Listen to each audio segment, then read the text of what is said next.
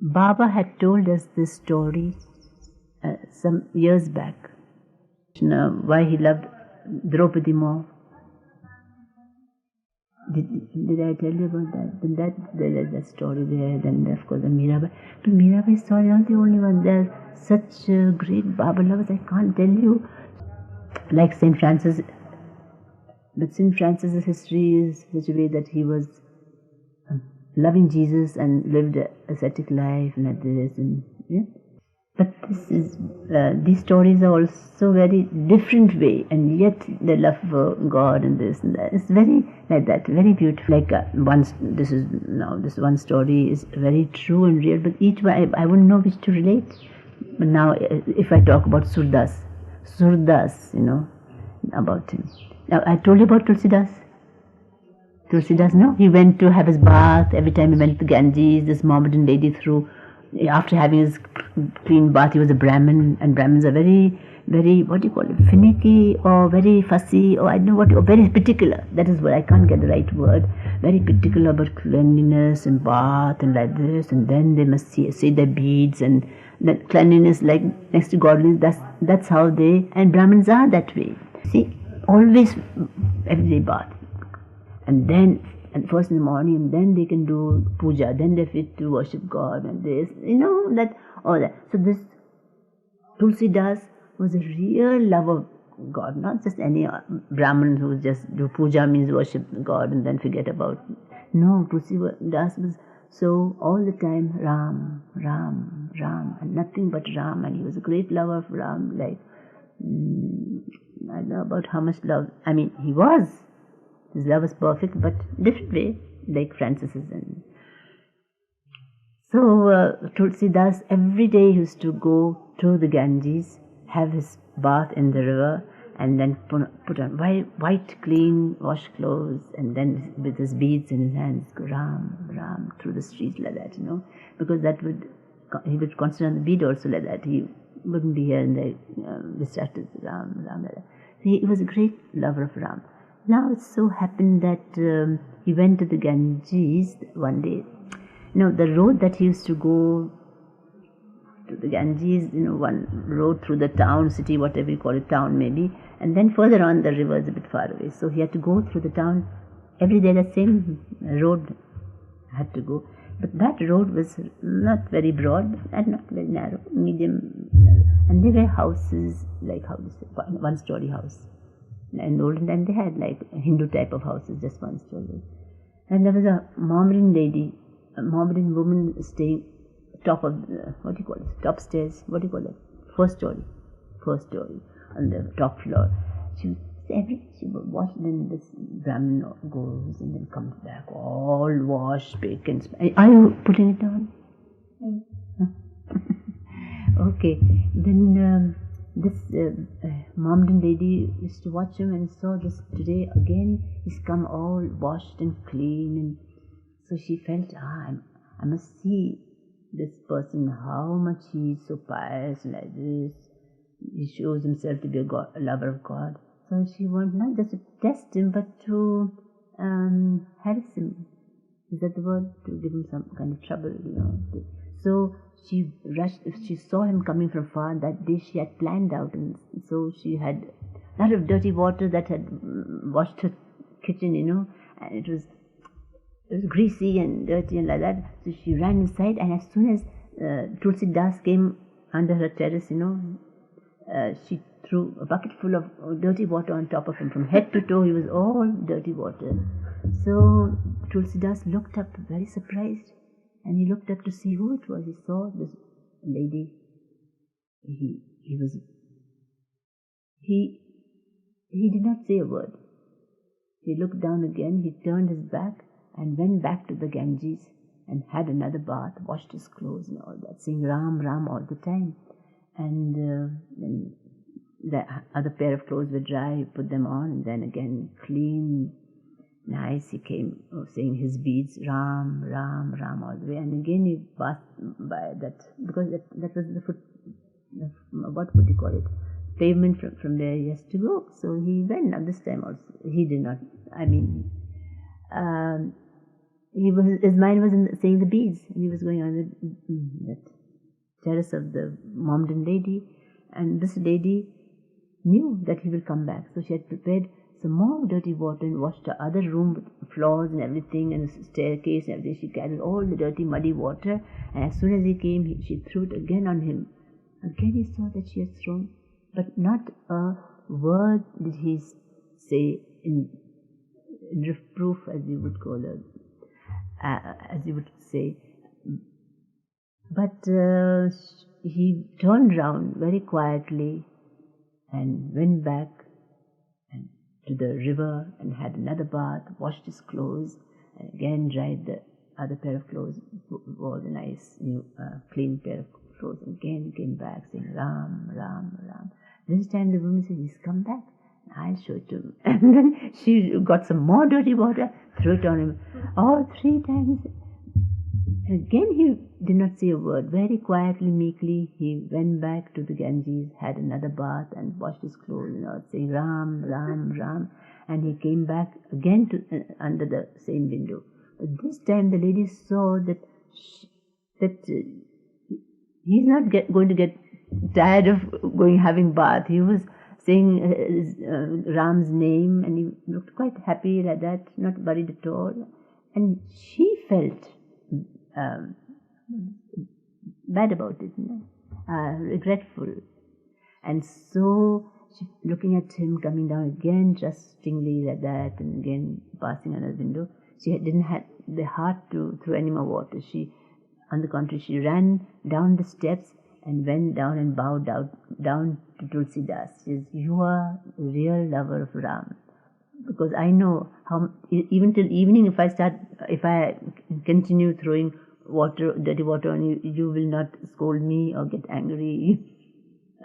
So she lost the thing, and so she said, yeah, so Tulsidas told her, but you don't have to, this thing, don't be worried about it, because never mind, it is Ram's wish. It was Ram's wish today that I should have so many baths, and I should say so many more times Ram, Ram while having my bath. So it was Ram's test, it was not your fault. So he put her at ease also, and shows his love for Ram. That it was all Ram's wish that that this water should be thrown on him and he should go have his bath so many times. So everything is by God's wish that happens. So he was so prepared for his love. If you love truly, your love is tested. It's always like that. Like Mira's love also, as Baba said. Jai Baba.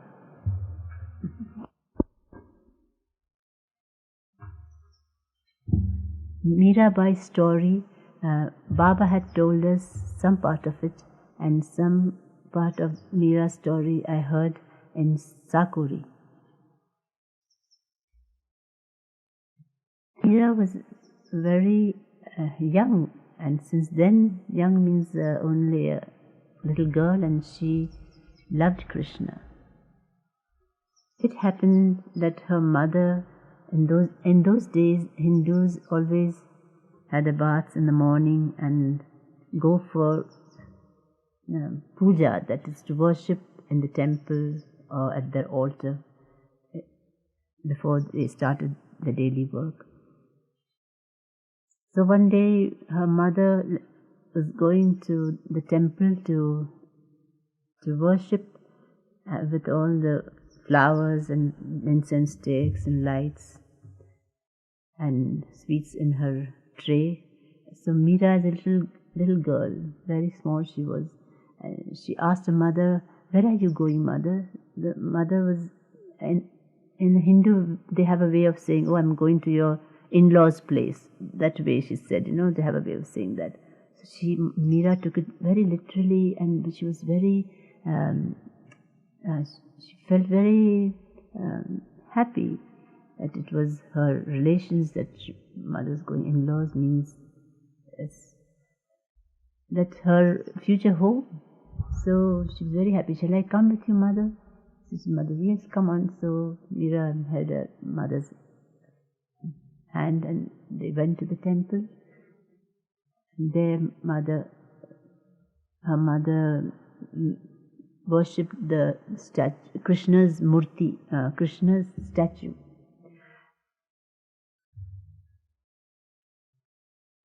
So Meera looked on Krishna's statue and she took him as her bridegroom, that he is the one that she has to love, because it's her in-laws' place, this temple is her in-laws' place, and this Krishna is her betrothed. As a child she got this in her mind, and her love for Krishna came very naturally as a child to her. Now as she grew up, she had in her heart all the time Krishna's love.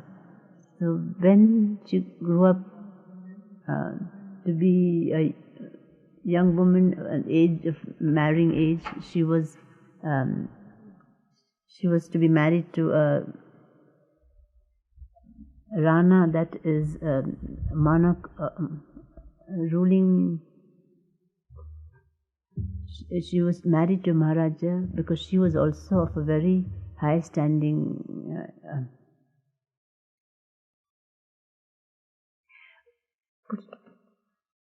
So she was given to this Maharaja who was the Rana of Gujarat. Exactly, I don't know the name. So she was forced to marry because in Hindus every girl must marry, and so she was forced to marry this Maharaja. After she was married, when she went to her home at the Maharaja's place, she went round the rooms and looked at everything. She found everything just beautiful but very cold and no life in it, because Krishna's statue was nowhere, and she loved Krishna and she did not love anybody else. So when the Raja, when she went in the other room, when the Maharaja was there and came towards her, so she told him that why do you want me for a wife? Because I don't love you. My heart is given already to Krishna, so I have no love for you. My heart is not for you. My soul and my heart and my love, everything I've given away to Krishna. And what is the meaning? What is there that you can have of me? It's only this body, and there's no love in it. So what is there? There's no meaning living together like this. So the Maharaja was very touched at that her love for God was so much. So she asked for a room outside the palace grounds. I mean, not connected with the palace, but in the grounds where the servants live, like that, a room there. And the Raja had so much respect and love for her that he let her have her way. He thought for her sometime she's so devoted, so she will stay there, and then she might come back to the palace. But Meera was all the time always in her room far from the palace, and now she had Krishna's statue with her and beautifully decorated in her little room, and she would sing to Krishna all day long and would repeat his name, would tell him that she wants to see him and why does he come to her, and she would say very beautiful loving things to Krishna, and as she was actually shows that she's in love with Krishna, so why isn't he coming to her? She's waiting for him. So every day such beautiful loving songs also she used to sing to Krishna, which she used to compose, and nearly all night long she would sing to him, in daytime also, all the time she was engrossed, all the time Krishna, Krishna. She did not know anything else but Krishna all the time. So her songs, when they were sung loudly, like bhajans that are praises of Krishna, so the sadhus, whoever went on the roadside, they heard her singing, so they would be attracted. They came, stood by the door, and she did not mind them. She said, "You also come and sing to my Krishna, why don't you?" So they all would come and sing with her, sitting around Krishna's statue, and she was very happy that all loved Krishna and they all have love for Krishna also. So when singing, she would get into ecstasy for her love for Krishna so much. She felt Krishna's presence so much that she would get up and begin to dance, and she danced very sweetly around in front of Krishna's statue, very lovingly. And of course the bhajan, that is the praises of God, when they sung with certain rhythm, in Hindus they clap the hands like this. So they will clap the hands, and now this story of their singing and Mira dancing and the clapping all went to the ears of the monarch, the king and the Raja who was living in the palace. So this complaint would go that nearly every day this bhajan is going and Mira in front of all these young, and all the sadhus are not all perfect, and so that all the sadhus were not genuine sadhus. The Raja felt very, he didn't like this at all, but what can he do? But the Raja had his sister staying with him in the palace. So his sister was very against this Mira's love for Krishna, because she wanted Mira to live in the palace to and be the Raja's wife, and the Raja should have heirs to the throne. What is this nonsense going on? She didn't like it at all. So she would tell the Raja certain things, that why do you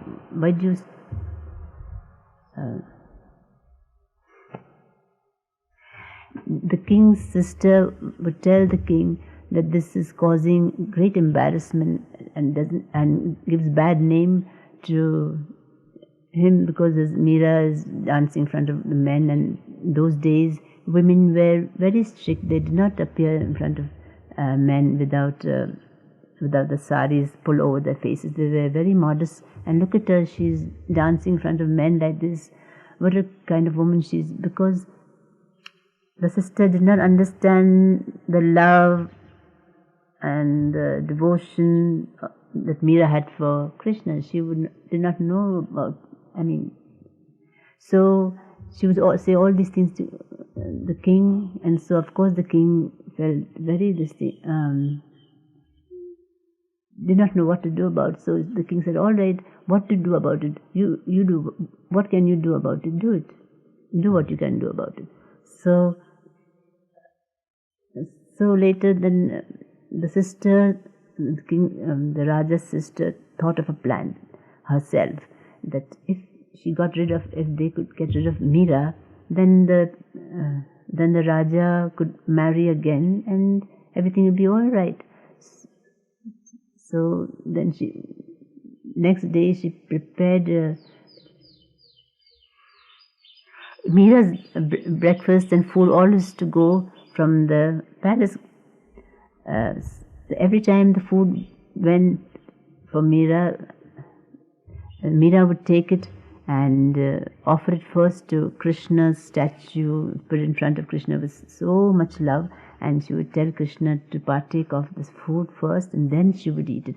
So she would sit in front of this Krishna statue with eyes closed, meditating on Krishna, that Krishna is eating, and with so much love she would do, and she felt that Krishna is present, he has eaten, and that way then after that, after some time she would take the food and then she would eat it, that Krishna, you have finished eating, now I will eat what is left over. And that she had so much love that she said these things to Krishna all the time, and then she would eat the food. So one day when the Raja's sister sent milk for Mira's breakfast, that every day it was sent to Mira. So Mira took the milk and she put the milk in front of Krishna and asked Krishna to partake of it, and then she would take. Now so she, like always, meditated on Krishna, and after a little while she took the milk and stood up and said, Krishna, this is prasad from you, you have partaken of it, so I must take it now. But when she lifted the glass to her mouth, she felt and saw that the milk was doctored, means there was poison in it, and there was much poison in it. But now Meera thought that she had offered this to Krishna, so it is her that she must also take the milk, because Krishna has partaken of it. She offered this to Krishna, she must also take it. So she said to Krishna, talked to him, that Krishna, you are everywhere. You are also in this cup of milk. And saying this, Meera smiled, and taking happily Krishna's name, she drank the poison cup of milk. And what do you think happened? Nothing happened to Meera. The poison did not affect her at all. But she knew that there was poison in the milk. The taste was horrible, but she had to drink it because it was the milk she offered Krishna. She had so much love that she could not throw away that milk, because it was Krishna's prasad, because she put in front of Krishna. So she did drink the poisoned milk for her love for Krishna. And that is why Krishna saw that nothing happened to her. That shows that Krishna was with her all the time, taking care of her. With so much love. And that is why Baba said that one's love should be like Meera's love. A real, true love. And after that, Meera did not want to stay there in the palace grounds, because she felt now that in the palace, the people in the palace don't want her here anymore. They have offered her poison. So she leaves the palace grounds, and then she traces her steps. She goes to Vrindavan, Gokul, Mathura, where Krishna was born and played with the gopis, and where he stayed. And so she went to Gokul after visiting Mathura, where he was born. Then she goes to Gokul, and there she sits by the Jamuna river in the moonlight. Also she sings her songs to Krishna all the time, and she tells Krishna that you played with the gopis, I am also one of your gopi, Krishna. Why don't you come to me? I am waiting for you. So long I have waited for you, and you do not come to me. But it so happened that Krishna is to appear to Meera. Even when she was in the palace ground, once or twice, Baba said Krishna had appeared to her, played flute for her. But that was just for a flash of a second, just like that. But here also, then she felt Krishna's presence. But it so happened that Krishna put the thought in her mind, and later then she goes to other places then. But she walks through the Vrindavan lanes where Krishna had played his flute so sweetly, and she thinks of Krishna, meditates on him, thinks, oh, he must have stood here, oh, he must have walked through this lane, oh, Krishna must have played with the gopis here in the moonlight by the riverside. And so all the time her mind was Krishna, Krishna.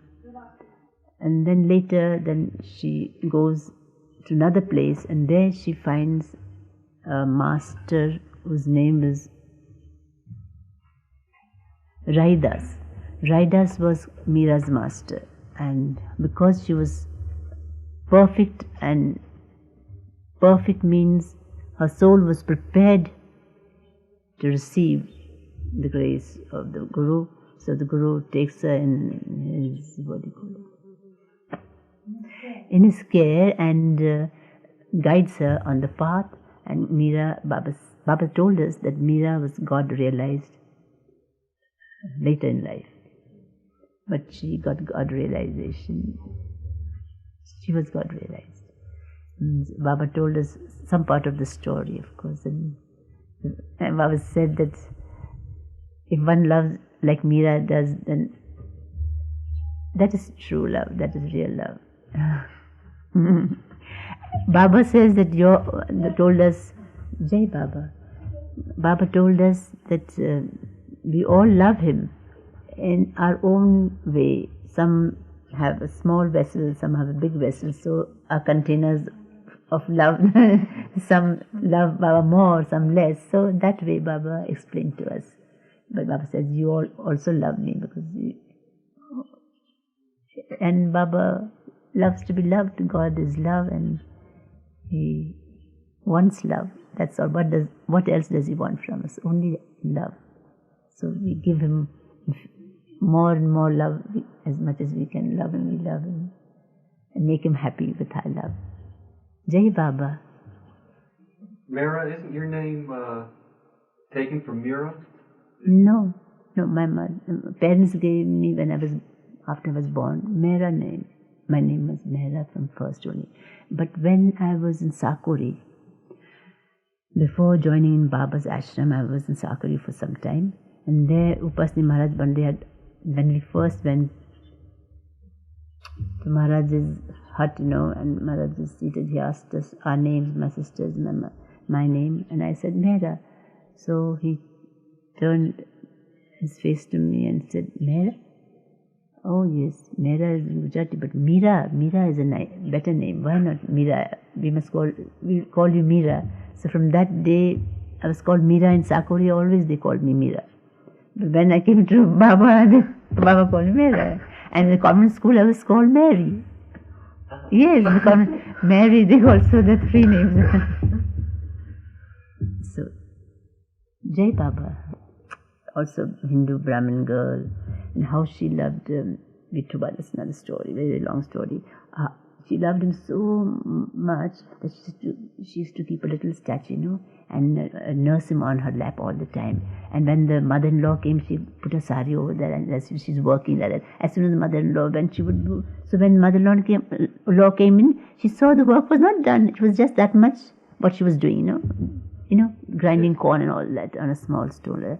She said, but the thing is just as I have been when I first came in, it was just that much. What are you doing all this time? And then she beat her up and all that. But how can she tell her that she has Krishna's others? Then the mother would not like it and might treat the statue anyhow or something. So she would take the beating, but she would.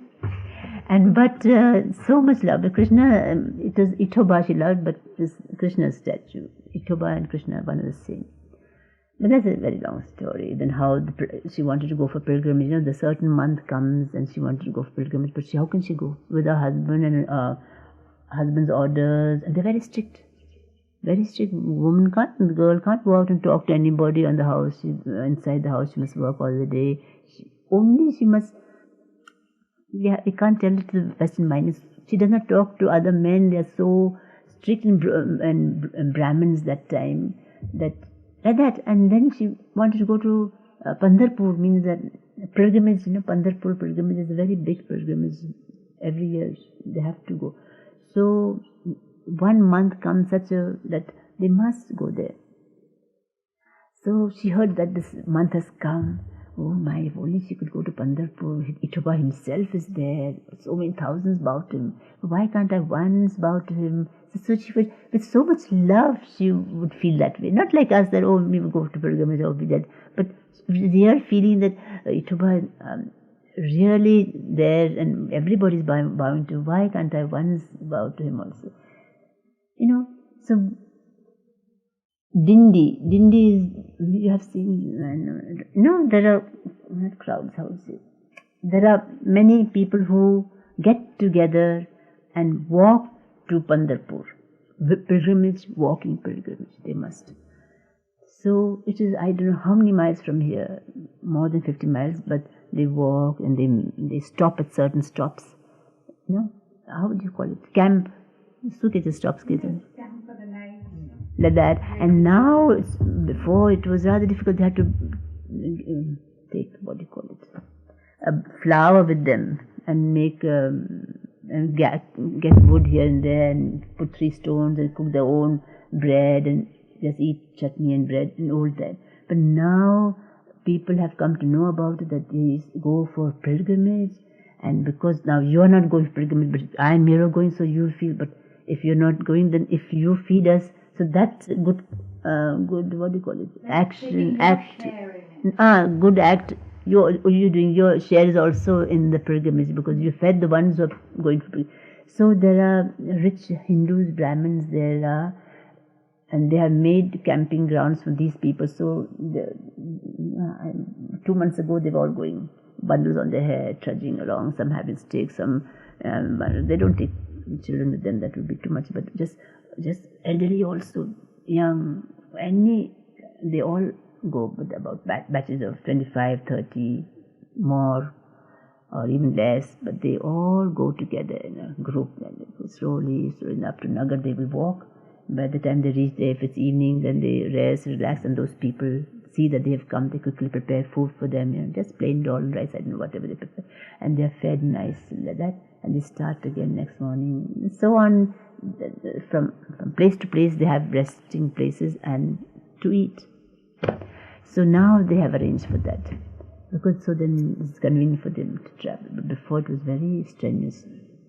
Now what I want to say to Saku wanted to go with this dindi. This is called dindi. This group of people who go for pilgrimage are called dindi. So she saw the dindi coming, but her hometown was a nice place, but they were living outside the town. नहीं dindi also is this. I group में जाए तो dindi से तो away आना कर लंबा होना. No, every time is not palki. It's like that also is called dindi. So she saw these people coming saying bhajan now. These were saying bhajan, but these people had, what do you call it? What do you call palanquin? What is there? People are seated, one person or two persons seated, and they carry. What is it? So that is, you have, so that big thing, affair is not there. This very small little seat is made there on a very light bamboo, and just two people carry, but the gods, their statue in that they have that feeling that he's also with us, we are carrying him also to Pandarpur, and there they also worship him also, that, that their God also has been to Pandarpur, so they will bring him back to their hometown, and they have this belief and this kind of worship, devotion, whatever you call it, I don't know, and devotion. So, Son Saku, she was all the time like this, so much love of Krishna and all that, for Itoba.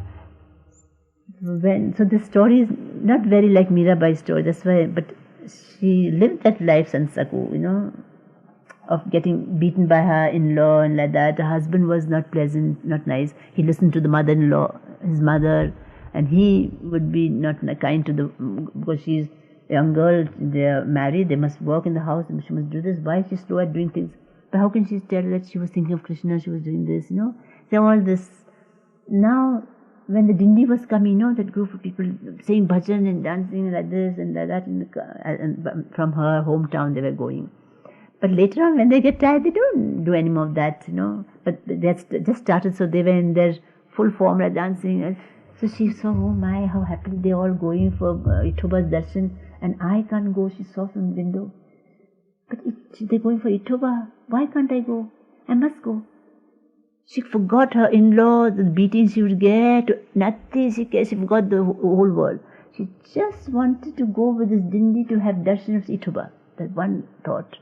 And she just, because her mother-in-law was working in the next room or washing clothes outside, where she was not there, she was somewhere else. So she just saw the dindi and Itoba darshan. She just ran out the door and forgot everything, and she went and joined those people. She was happy. Oh, she's going to Itoba, and she was singing the praise of God. She was following those people. Then the people who had joined the, her hometown people know her family, and some people like who know you, and so if someone from your house goes, they will recognize. Those people recognized. And the people standing around, they saw also run. So they were very surprised. How can Saku? She's so strictly kept and like that. And she's alone, nobody accompanying her, and she's running, and she's run to join the company there. The people there. So they quickly went and told the husband-in-laws that look at Saku. Saku has joined the dindi. She's going alone with all the men there, because nobody was accompanying her from her home. She was alone like that. So they went told on her. So the husband, he got a long stick, and the mother-in-law said, "See, I told you that girl is like that. She will not listen. You had better bring her under control. I don't know what she'll do later. You sort of beat her up and make her like this, submissive like this to you. So much we're doing, and still she's behaving like this. Like she won't listen to us, and she's out of our hand like that all the time. What is this?" The mother-in-law, of course, she did not know love and devotion and anything. She just wanted a house, what do you call it, material way. Her husband also was very angry. How dare she, without asking me? Husband not even taking his what do you call it, permission like that, and she's gone. So he was very angry. He got this stick and he ran after, where the dindi was going, and here's Saku so happily singing with them, and he comes behind her and beat her up, with the sticks, and pulling her and beating her and pulling her back like that, and telling her all things. Home, drags her home. It's very sad.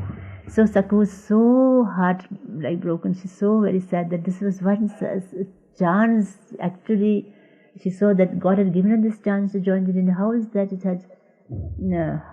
how is that she could not make it? So she said, never mind, I have little Krishna, I will nurse him all the time, and I will keep Krishna. Never mind if I can't go there, but Krishna is here with me. But I would love to have gone there.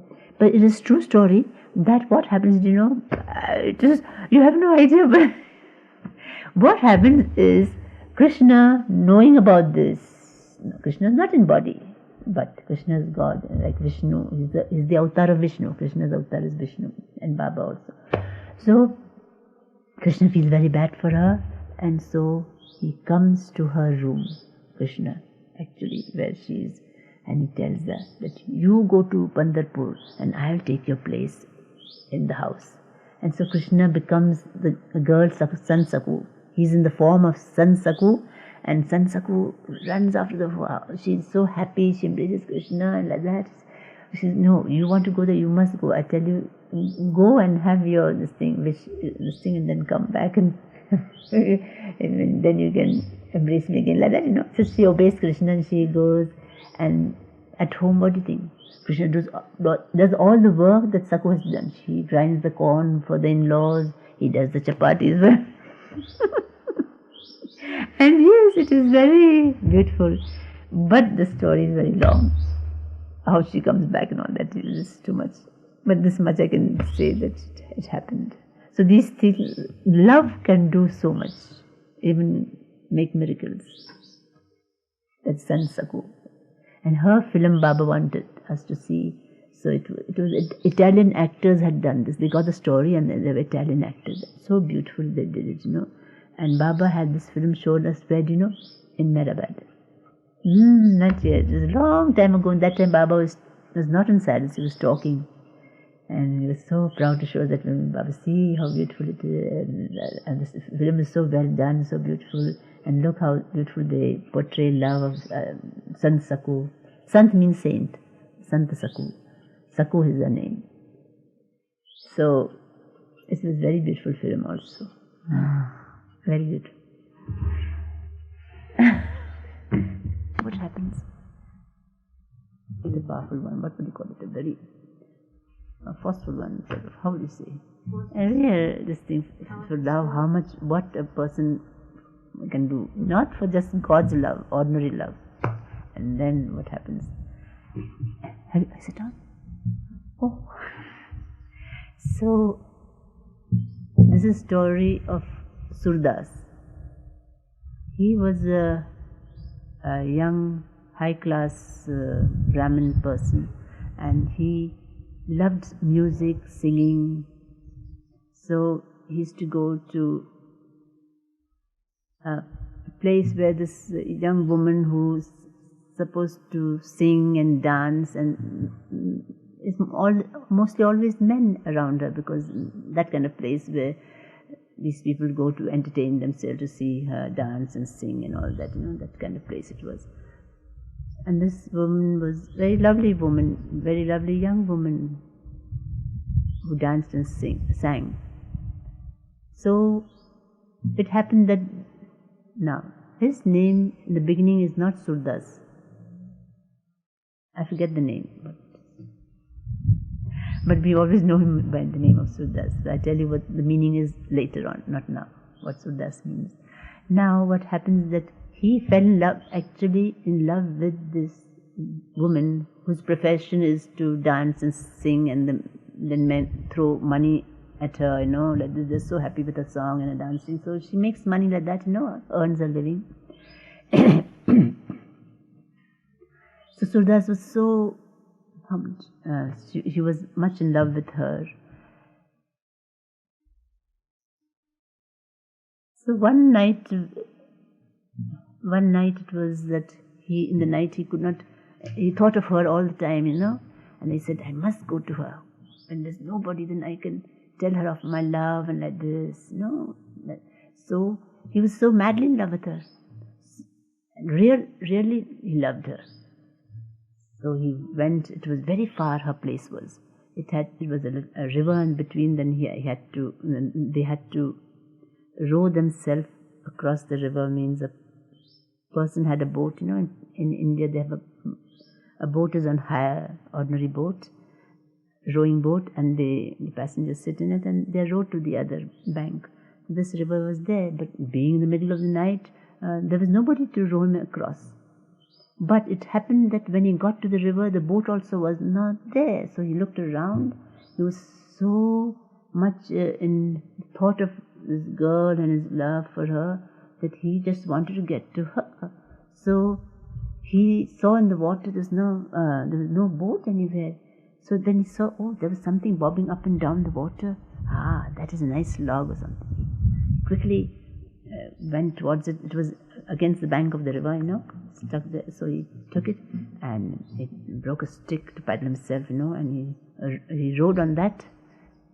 He astride, and he rowed himself to the other bank. It was a narrow river, very narrow. And so he went across.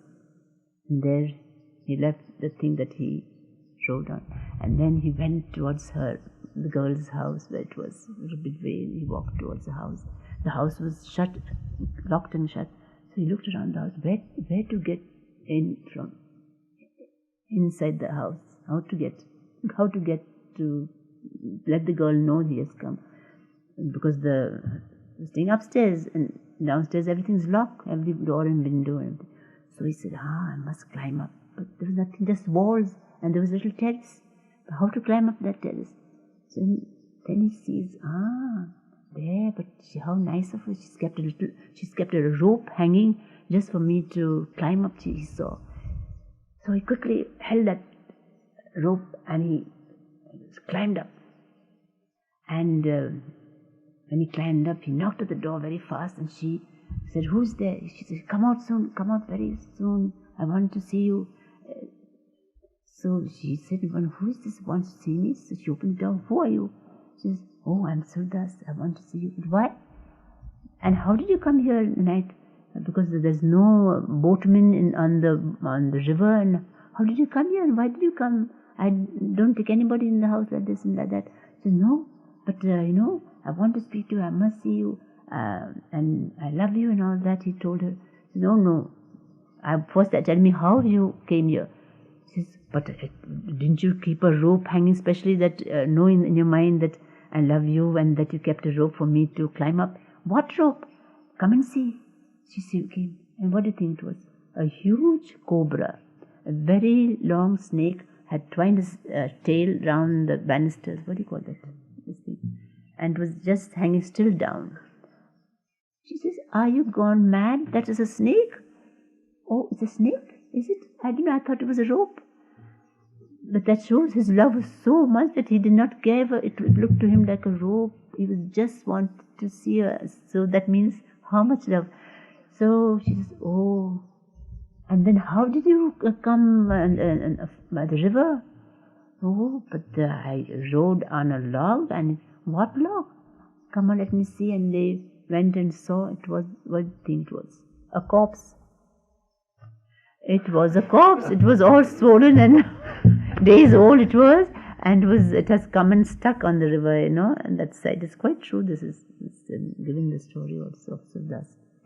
And he rode on that corpse, and he was rowing very happily. She could not believe her eyes. She looked at him, and she said, "You know what?" He says, "Yes. If you only loved God as much as you love me, you would see God. So learn to love Him like this. Your love should be for God, not for me. Go back home." And she was rather upset with him. She says, "Go back home and repeat God's name and love God. You will see Him, because you have so much love to give." Oh, then he was very disappointed. And so when he does go home, I don't know, whenever he goes home, rowing on the corpse, so I don't know how he goes home, but he goes home, and then he said yes, because his love for the girl is so much. She has told him to do this, he must do it. So he sits and says, Krishna, Krishna. Krishna's names are many names. Shyam also, Gopal, Govinda or Govind, Nandalala, Giridhar Lal. There are many beautiful names in Krishna. Each one give their own pet name to Krishna. So he used to call him Shyam, I think. Yes, Shyam. So he would say, Krishna, Krishna, oh beloved Shyam, oh Shyam. Like that. He tried to make himself feel love for Krishna, He had to, because the girl has told him to do that, so he wants to obey her because his love is so much for us. But, and he was like that, And so, of course, he had to go off to the house wherever he had to go off of the house for his work or anything, he had to go. But whenever he went out, and even if on the roadside he saw a pretty woman,